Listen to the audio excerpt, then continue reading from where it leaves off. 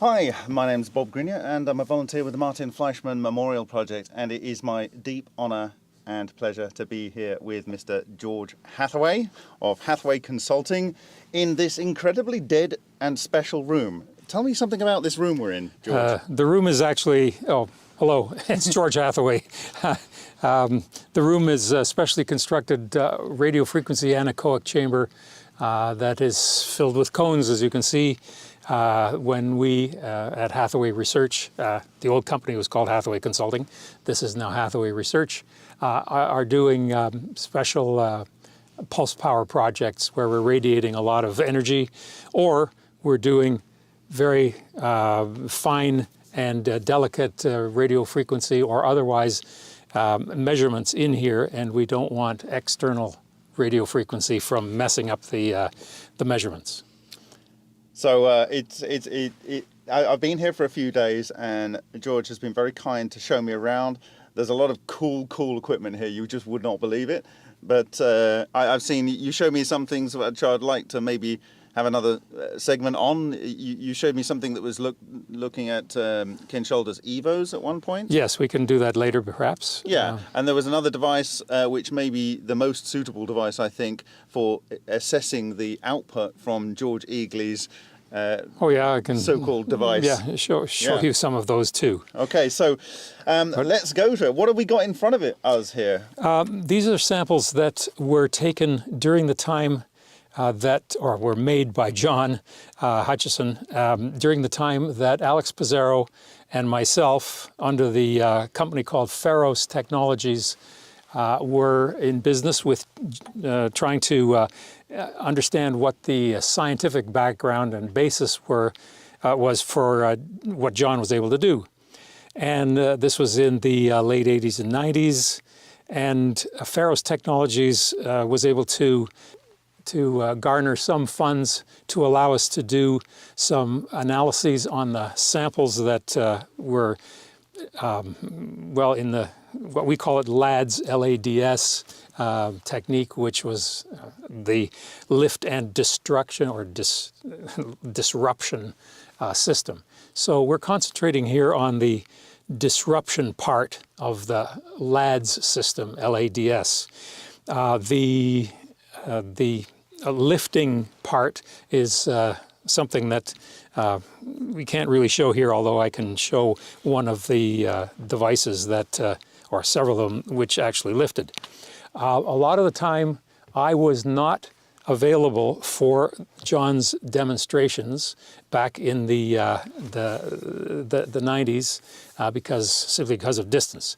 I lived, and I still do, near Toronto, and John was in Vancouver, and Alex Pizarro, my business partner in Pharos Technologies, was in Vancouver. So he witnessed much more than I did. And to put that in perspective for the people that come from Europe, those places are very far apart, right? Yeah, and it takes a while. And as you recall, perhaps, John's hit rate, you might say, was very slow, or very minimal. So if I would come out, or anyone would come hoping to see something in a day, anything, you'd have like a 50-50 chance of actually seeing something in a day. Otherwise, you're sitting around waiting and waiting while snap, crackle, lighting. But you actually did see something. Yes. And you saw something with I'll describe that. Yes. So that's also one of the reasons why I wasn't there all the time, because I'd have to shuttle out and nothing happens. But Alex, fortunately, was able to be there for a lot of the demonstrations. And with regard to what I personally saw, I saw a piece of steel about this size, which was a ring-shaped.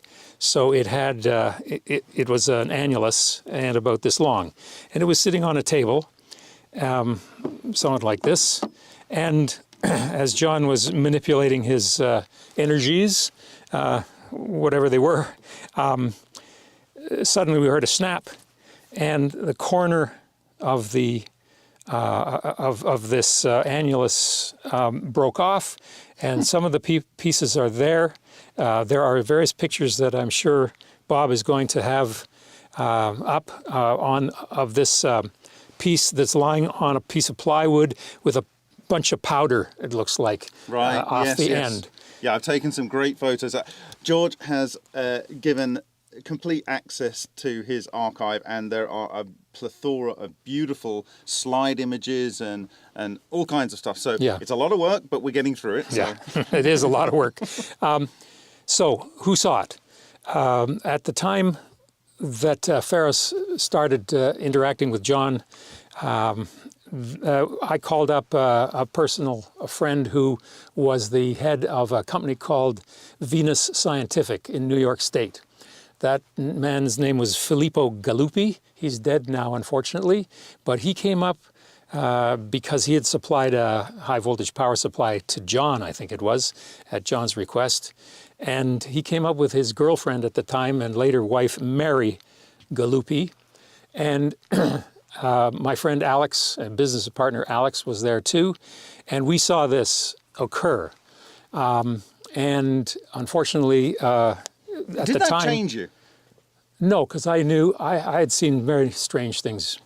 Oh, okay. So this was just another strange thing. Well, this was on a different level of strangeness, I must say. Yeah.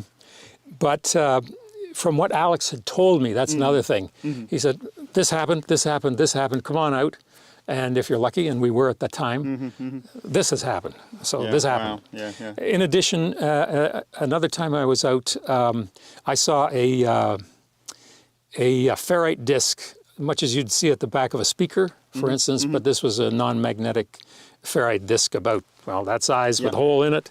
It was a ring, and it took off and shook and then dropped to the floor, dropped. Wow, that's interesting, because one of the only people to replicate John was a guy called Stoyan Sargachev, and he had a piece of ferrite and it bent in a...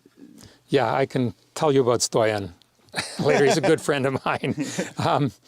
Anyway, so that I hope gives you some aspect of what I was able to see personally.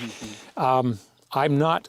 those are the only two times when I saw anything significant. Right. On occasion, I would see some paper moving around or some foil, which he also liked to put bits of foil to find out where the active area was, because he didn't know in advance where... Actually, when you were doing your other lab, that when you moved it, you actually put up loads of, was it ping pong balls to try and work out the active area? That was just prior to the Army INSCOM folk coming up from Los Alamos, and we tried to find out where the active area, or was there an active area above the lab. So all those ping pong balls are above a room that was in a warehouse. It wasn't my lab. It was a warehouse space we rented for You didn't want it falling down. That's one way to put it.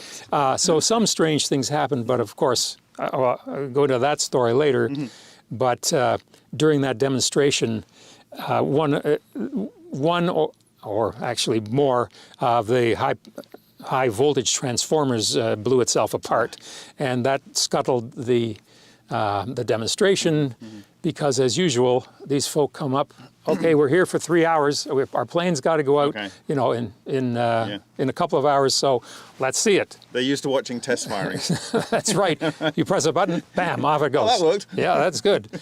Anyway, so that was most disappointing, and very disappointing for John. He was also very hyped before this demo, because if this demo had gone well, maybe the world had changed. I don't know. But I'm sure the military world would have changed. Yeah. So anyway. So you've got a wide range of samples here. What are your favorites? Let's start with those. Well, one of them is the spiraled up piece of aluminum angle. You can see the angle shape there. And it had a piece of wood not embedded in it, and this is not one of the ones where there's a melding of organic and inorganic, you might say, but it was stuck in there for some reason. I don't know, John had put something together with this screw, and you can see that... It's actually formed with it's curled a little bit, but there's no scarring, there's no scorching, there's nothing on the wood, and yet this thing would have taken quite some heat to rotate it, or So certainly above the ignition temperature of absolutely. cellulose. That's right. Yeah. Other classic ones. Well, there's that. But if you can see this is perhaps the famous magnetized file. The magnetism has unfortunately disappeared over the 20 years, or no, was it 35 years or something this was done. But when, as you can also see on the video, there were close-ups of this, and this part, when it was together, would start to glow, and then sparks come off, and then the pieces pulled apart.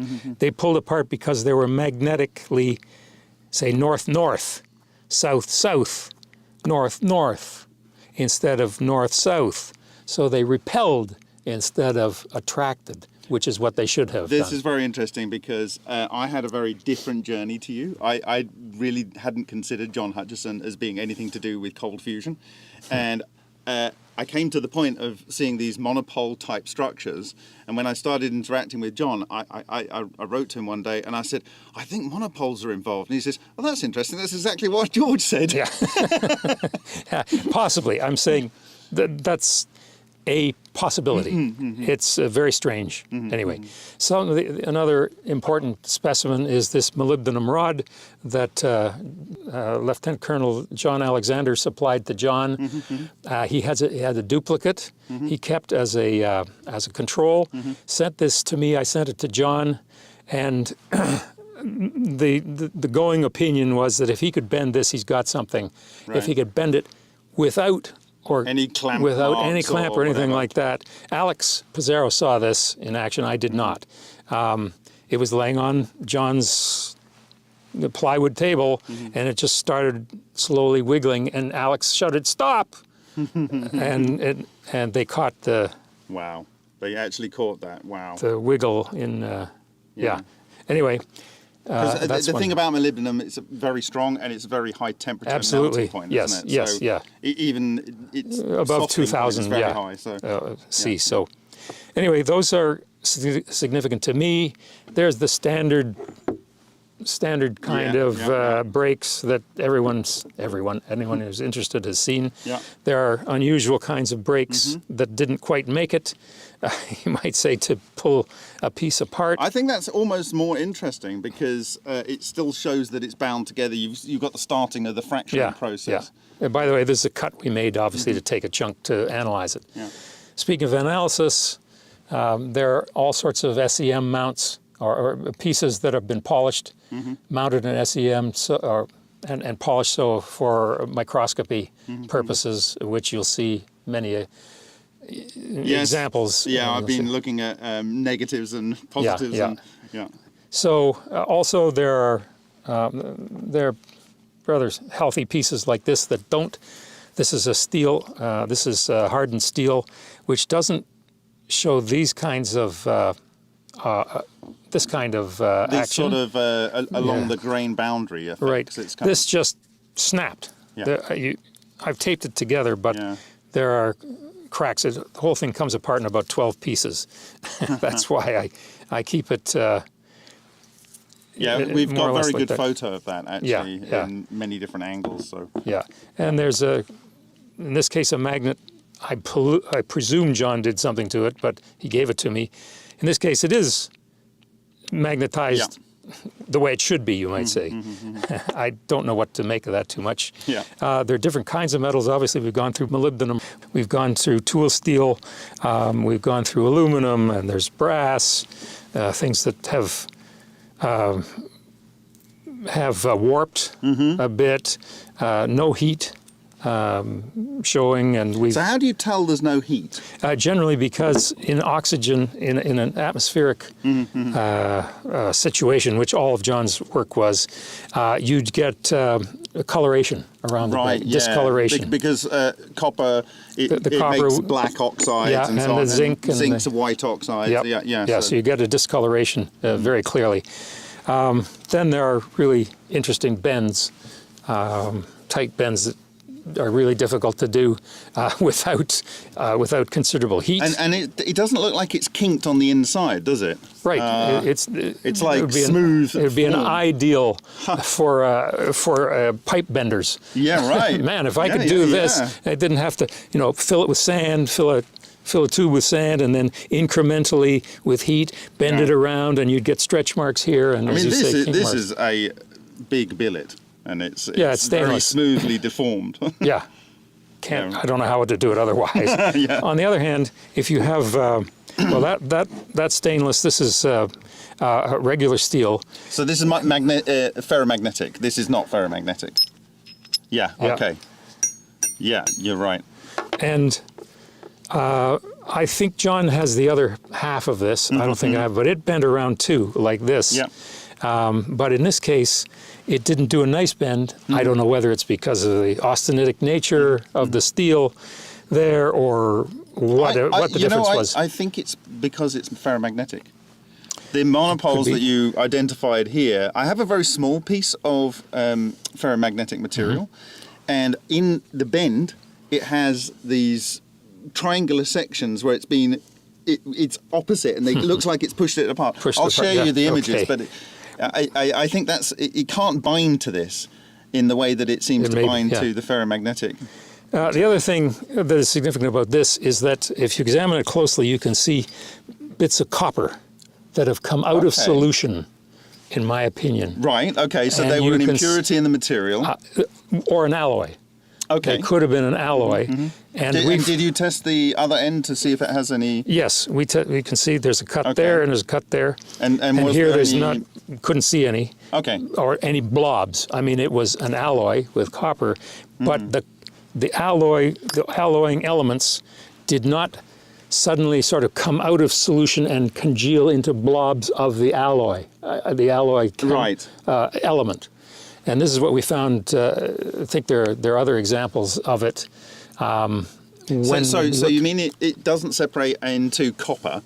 What does it do? Well, or it comes out as copper? It comes out as copper. In this case, there's probably molybdenum and some other alloying elements that are certainly impossible to see with the naked eye if they're well alloyed. I mean, if this is a well done bar, the alloys mixed in with the iron and carbon or whatever else, but only under circumstances that I'm holding here have I ever seen blobs of the alloying element. See it. Yes, actually somehow migrate out of solution and into a blob that is big enough to see. Right. And that happens at the grain boundaries, as we found in some of the analyses of these things too. Okay, so what you've done when you're doing these analyses, you've taken a piece and you've done a section and polished that section. Correct, as example.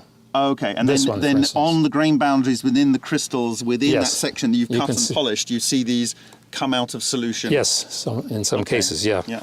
And do you think, because it seems to be like affecting the electrons in some way such that they don't hold them latticed together in an ordinary way, that maybe maybe you've got melting points at different levels, and so it gets more affected either because it's more conductive or whatever. I mean, could be. That's I'm interesting. holding judgment on the how. I'm just can report on what we see or we saw analysis-wise. These were done 25, 30 years ago. Then there's the classical flowering and a piece of quartz, I believe, that was melted.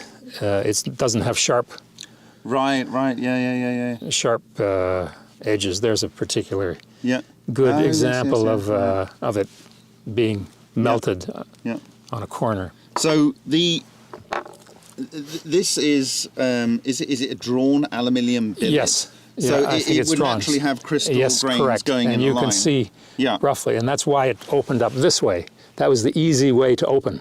So when I've seen I have some samples that have got some similar features, and I've kind of likened it to this, where we've seen in different technology, which is obviously the same thing, it seems to go along the crystal boundaries and form these layers. Now, if they are monopole and then monopole, it's kind of pushing itself apart. It could be, yeah, it could be the same thing that happened here.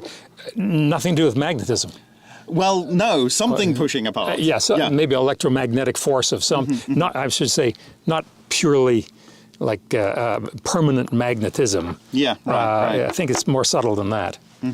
So that sort of sums up very quickly the samples that I have. I notice you have a brass sample here, and it looks a little bit similar. We're going to have a look at that. Yeah, it's a sheet of brass. Yeah, to what we've observed recently. Yep.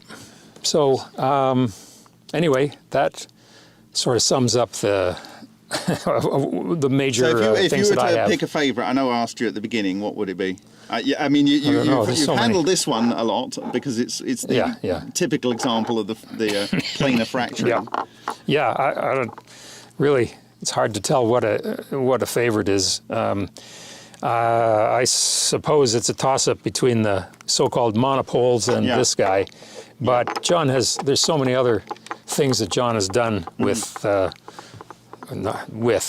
is attendant on John, like lighting effects and weird ways that viscid and inviscid material flow, and obviously all the lifting phenomena as well.